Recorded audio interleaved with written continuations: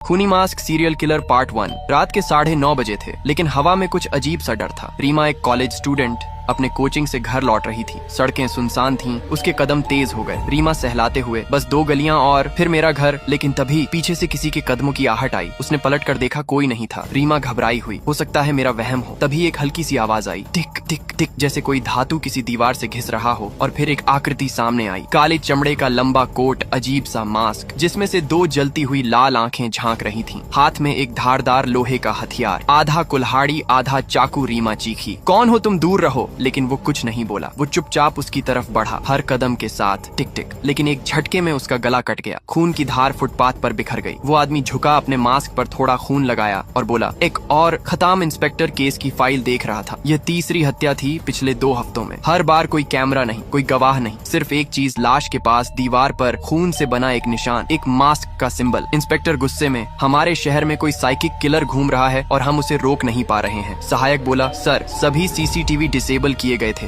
मानो कोई प्रोफेशनल हो। इंस्पेक्टर, ये कोई आम कातिल नहीं, ये कोई खेल खेल रहा है। शहर में दहशत थी, लोग रात में बाहर निकलने से डरने लगे थे। एक 35 साल का आदमी सास्के नाइट शिफ्ट से घर लौट रहा था। उसने देखा एक बच्ची सड़क पर अकेली बैठी है, रो रही है। सास्के, बच्ची तुम यहाँ क्या कर रही हो? जैसे ही वो झुका, बच्ची उठी, लेकिन वो असली बच्ची नहीं थी। एक नकली गुड़िया थी जिसके अंदर से टेप बजने लगा। हर इंसान अपने अंदर कुछ छुपाता है, मैं बस उसे बाहर लाता हूँ। सास्के के चेहरे से पसीना बह निकला। अंधेरे में सामने से वही कातिल निकला। अब की बार उसके मास्क पर एक नई खरोंच थी, शायद हर कत्ल के बाद एक निशान। उसने पकड़ लिया और फिर वही टिक टिक की आवाज, एक और हत्या। इंस्पेक्टर अब समझ गया था कि ये सीरियल किलर कत्ल करने से पहले शिकार का डर बढ़ाता है, हर बार कोई नई चाल। लेकिन सवाल था, क्यों? इंस्पेक्टर, हर शिकार अलग है, कोई पैटर्न नहीं। कातिल न खेल रहा है, न बदला, ये बस लोगों के डर से खेलता है।